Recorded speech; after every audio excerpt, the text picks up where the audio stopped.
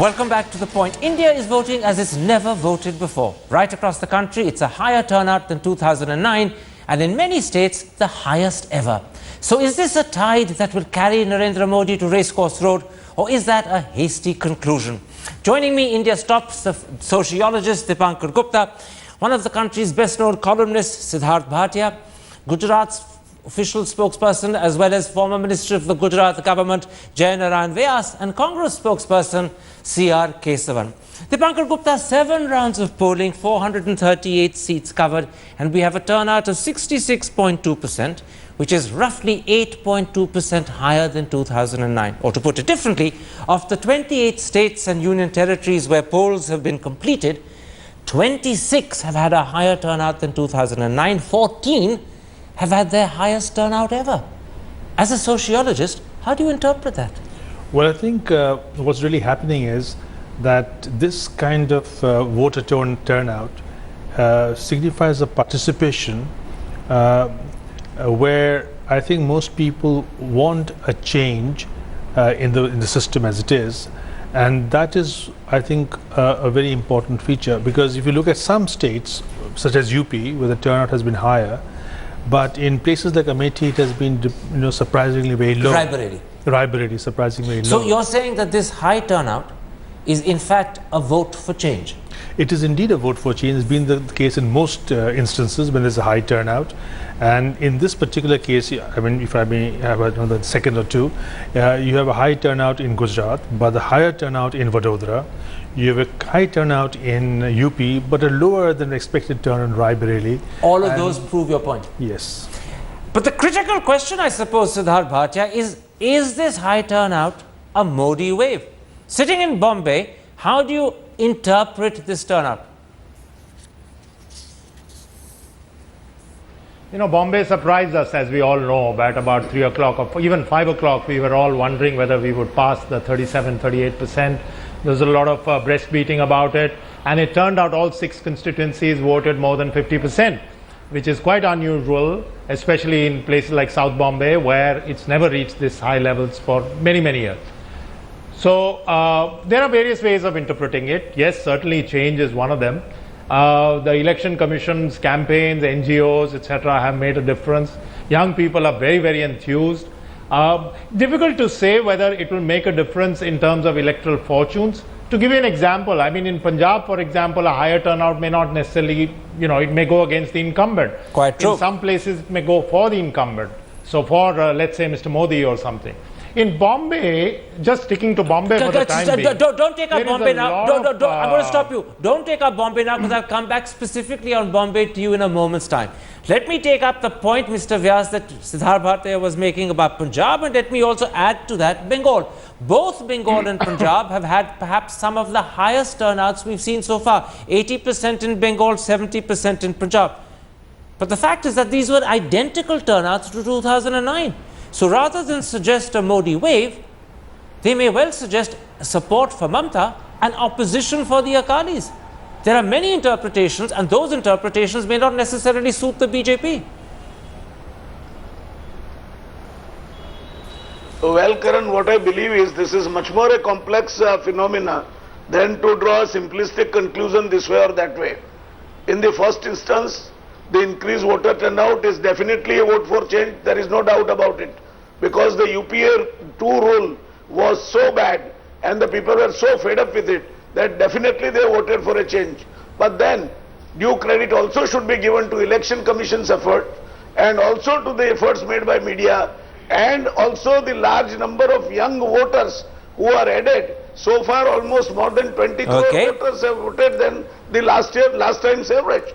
So I think put together these are the factors which are responsible, and at places where the people are not very happy, even at the state level, perhaps they have voted for this change in a different direction. Okay. But generally, if you are talking about India, people have voted for a change, and change from the UPA government. Obviously, let me stop you there. I want to bring in Mr. Kesavan, and I want to point out that actually what you're hearing from Jai Narayan Vyas is more an academic answer than that of a partisan politician, because I thought he would claim that this was in fact clear proof of a Modi wave. He doesn't seem to have done that. Let me therefore put that point, as I thought he would, to you.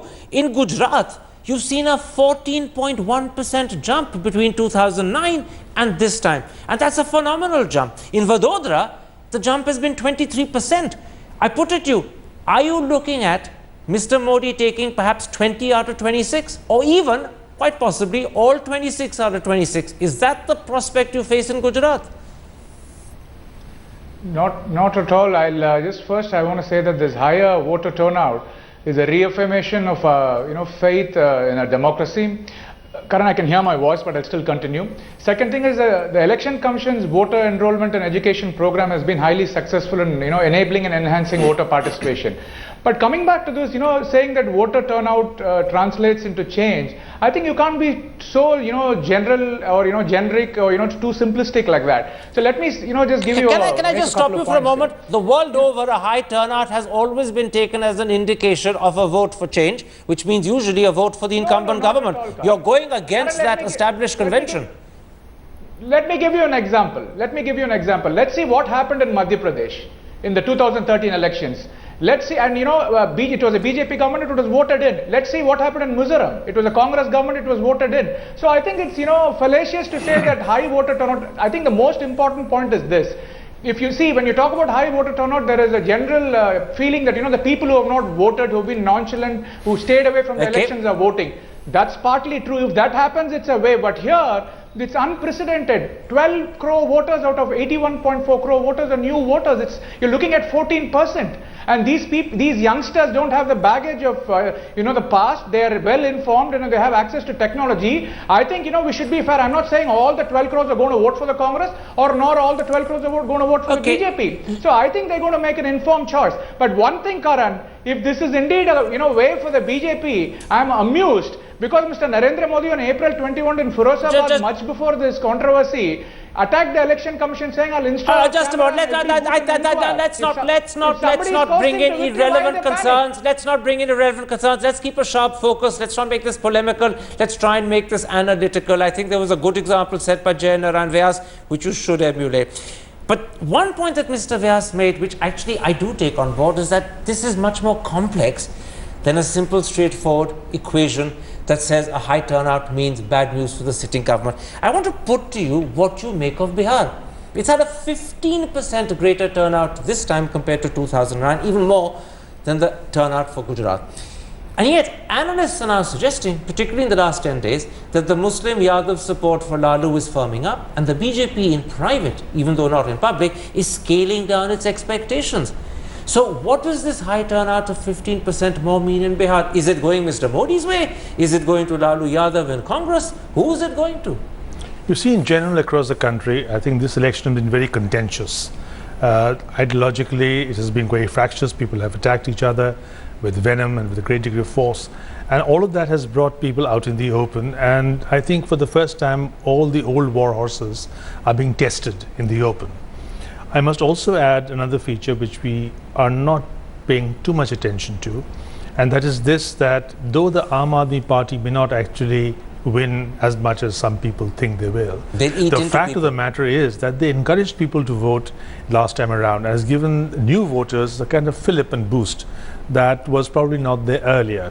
I'm quite certain, for one, that a large number of people who may have voted for BJP or Congress this time around, many of them perhaps came out to vote after a long time because Aam Aadmi Party enthused them in the legislative elections. That's a very interesting point you're making, that Aam Aadmi Party has enthused people to come out and vote, and these are people who may not have voted earlier, but they may not have voted for Aam Aadmi. Exactly. What about this other element that everyone talks about, the 12 crore new voters, of whom we know nothing because they've never voted before? Which way do you think they're going, or is it almost impossible to tell? It's very difficult to tell which way they're going. I think to a large extent, young voters will always vote against the establishment wherever they are. Because they're young. Because they're young. That's one of the characteristics of being young. But I also feel that these young voters who may vote BJP or Congress, but these young voters have to a large extent been, charged up by the Aam Aadmi Party. Somehow that has made voting again credit to the Aam Aadmi, even if they don't benefit in terms of exactly. votes. Siddharth Bhatia, let's come back to this point, not just about Bombay, but about urban India as a whole. Practically all of urban India has now voted, and we've had significant increases in turnouts both in Delhi and in Bombay. The turnout in Delhi was 12.92% greater than it was in 2009. In Bombay, 11.25% greater. Now, last time, UPA swept all the 13 seats in Delhi and Bombay. Do you fear that NDA may do that this time? I can speak. I don't think it will be 13 out of 13, because I think in Bombay it looks like the Congress may get a handful of seats.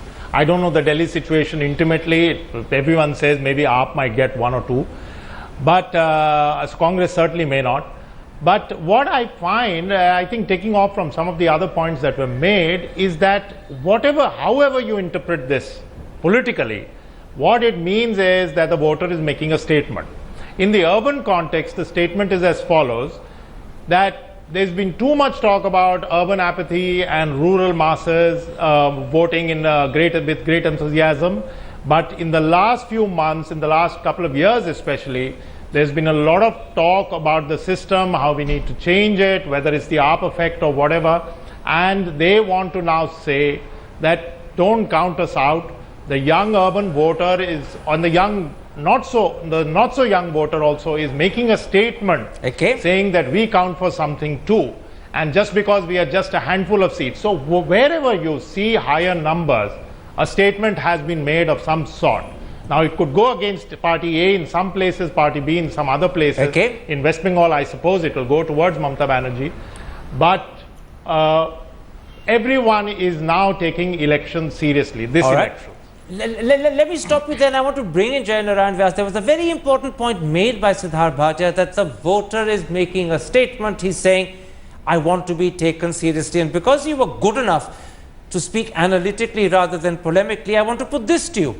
The Election Commission has said that, in fact, in 10 of the 28 states and union territories where voting is completed, women voters have outnumbered male voters in fairly substantial numbers. And those 10 states include states like Arunachal Pradesh, Meghalaya, Sikkim, Lakshadweep, Manipur. What do you think is motivating the large number of women voters in these states? Surely it can't be Mr. Modi. Well, Karan, partly I will agree with this statement that voter wanted this time to express themselves. Because I have moved around wherever in Gujarat I have seen that this time much lesser effort was required to bring the voter to the polling booth despite the sweltering heat. They were coming out, standing in queue and voting. Partly that was because of this, but largely in Gujarat because Narendra Modi was projected as the prime ministerial candidate, and therefore they wanted to see him in that position and the NDA led by him assuming the reins of power. So I again would say that different places the reasons would be different. Like in Gujarat it may be different, elsewhere it may be different, but certainly it is one thing very clear that it is a statement of the voter against the present rule, that is against the UPA 2 government. That is very clear. Okay. Mr. Keswan, I want to pick up on a point that was made earlier by Dr. Gupta here in studio in Delhi, when he pointed out the strange disconnect between what's happened in UP as a whole and what's happened in Raebareli. The turnout in UP as a whole yesterday was 10% above 2009. The turnout in Raebareli was just 4.3% greater than 2009. Does that suggest a lack of enthusiasm for Sonia Gandhi?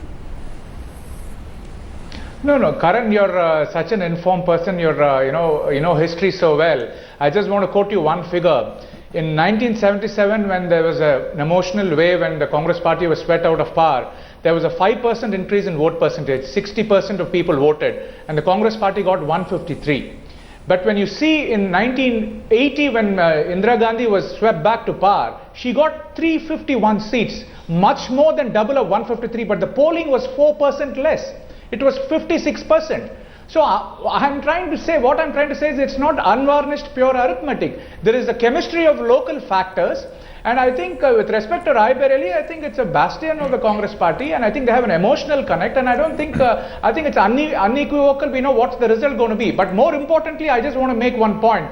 Vyaji was making a point about the UPA. See, I think a vote for continuity. What about my point about Rai Bareli before you go to someone else's point about the UPA? Answer my point about Rai Bareli first. No, I'm making it very clear. I think you can't generalize and assume things just because people have voted 4%. I'm telling you, when people have voted 6% less, you've had 151 to 353 jump. So I think it doesn't. I don't think you can read too much into all this. Okay, it's a chemistry of local factors rather than pure arithmetic. You've raised a very important disconnect that I want to put to Dipankar Gupta. That's a very interesting disconnect that he brought out there. That you have a higher turnout in 77. She gets 153 seats, a lower turnout in 1980, and she storms back to power with 350 plus seats. Does that suggest that, in fact, the situation is much more complex, and that sometimes we allow high turnouts to beguilingly mislead us into believing that a particular outcome is also being guaranteed, and that, in fact, the picture is much more complex, and we need to be considerably more careful before we even hesitatingly suggest conclusions? Yes, I think you're absolutely right. You just can't go by numbers alone. There is this fact of context, for example. Now, in West Bengal, the turnout will be very, very high. And this time around, this turnout may not necessarily be in favor of Mamata or the left front. Perhaps the pitch has been queered by the presence of the BJP. In fact, I've been told by many people in West Bengal that for the first time, BJP looks kind of respectable out there. And I'm sure that's giving Mamata the fright. So you believe that for the first time, BJP is going to be winning seats? Yeah, maybe winning seats, but certainly taking away votes from Mamata. And I don't think from the left that much. And I take it you say that not just as an analyst, but also as an informed Bengali. Well, yes. And the other thing about Punjab, you will see that again, the local factors are very important in Punjab because there is an anti-incumbency wave in Punjab. So when there's a high voting turnout, it's against the government of the day. But the point that you made about UP and Rai Bareli is very important because if you contrast them with Gujarat and Vadodara, the fact is that when there is such enthusiasm in UP, why is the enthusiasm less in Rai Bareli? That is the point. And that is where the chemistry really matters. You're making another very interesting contrast. In Vadodara, where Mr. Modi is standing, the turnout was 23% higher this time compared to 2009. And higher than the rest of Gujarat. And much higher than the rest of Gujarat. In Rai Bareli, it's less than the rest of UP. And actually less by more than 50%. Is there a possibility that Mrs. Gandhi could be in danger? Well, even if she's not in danger, let's say she holds on to her seat. The fact is that all the hard work put in by her daughter and everybody else is not paying off. Is not really paying off. So what does it mean? Siddharth Bhatia, let's briefly, because time is always our enemy, broaden our discussion a little bit. Speaking overall, do you see this as a vote against the UPA as Mr. Vyas is absolutely convinced it is? Or do you see it as a positive vote for some of the attributes that people identify with Mr. Modi, be it a desire for decisive government, be it a man who can check the problems of the economy, or maybe even someone who identifies with Mr. Modi and Hindutva? Which of those do you think it is? Well, it's not a zero-sum game, Karan. We've seen in the past, A's winnings is not somebody else's losings in the direct proportion. And I'm a little skeptical of the wave, because a wave, we've seen waves in the past in 1971, in 77, 84 certainly, and the party wins something somewhere. But I can say this, that had Mr. Modi and his energetic campaign not existed, the BJP would have done really shabbily. As far as the UPA is concerned, the anger against UPA I'm interrupting you. You're saying that Mr. Modi has made a considerable difference to the BJP. There is a very sizable element of a Modi vote within the BJP vote. Certainly, there is no question about it. Okay. Mr. General Vyas, no, there is certainly no question about it. I mean, let's be honest.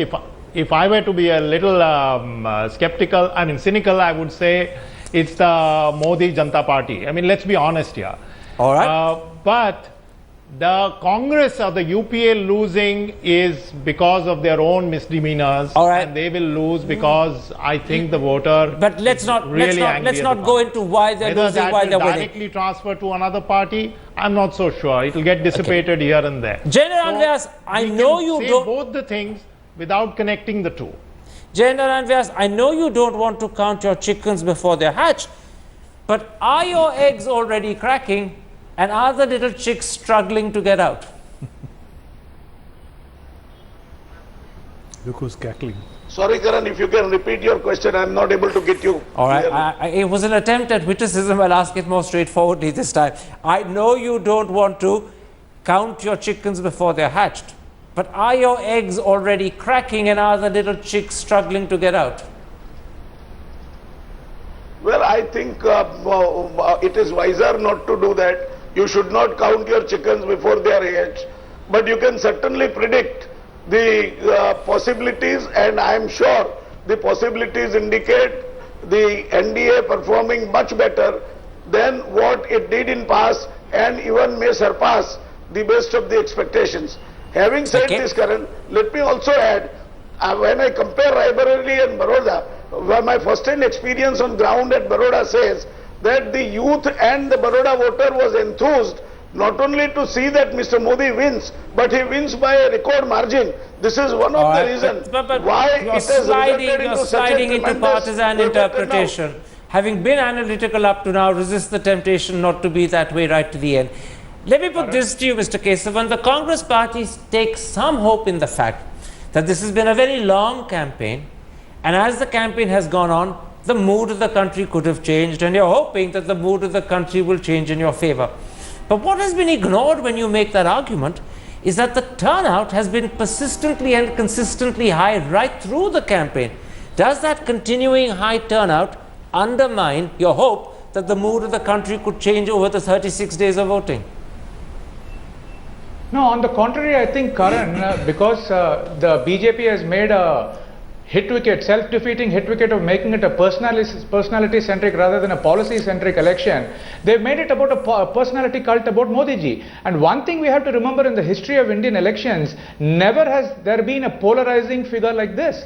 He is a very divisive figure. I'm not. I asked a different question. You're talking about Narendra Modi. I asked a question about Congress's hopes that the mood of the country is changing as the polling happens. The Congress party.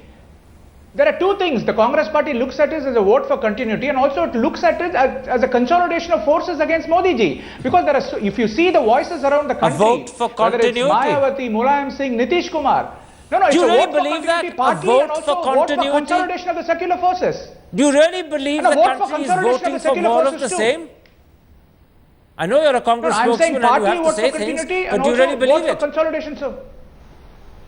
I am saying this, Karan. I am being very categorical. It is, we are running on a record. It's partly a vote for continuity and also a vote for consolidation of the secular forces. You're entitled to your views. You're entitled to your views, and as a party spokesman, you have every right to express them. I am only being a little skeptical of them.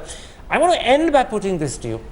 This has been a campaign and an election process that's gone on from the first day of voting for 36 days. There are still 2 phases left, but the next phase isn't for a whole week from now. And then there's another 5-day gap before the last phase, which means Eastern UP and Bihar are going to be voting in the very worst heat of summer. Will that take a toll on the outcome and the turnout? And will it also affect, because it's gone on for so long, whatever hopes BJP has? Could they diminish because of the time factor? Well, first the weather. Yes, when it gets very hot, it will certainly dissuade people from stepping out. So there will be some fall in voter percentage.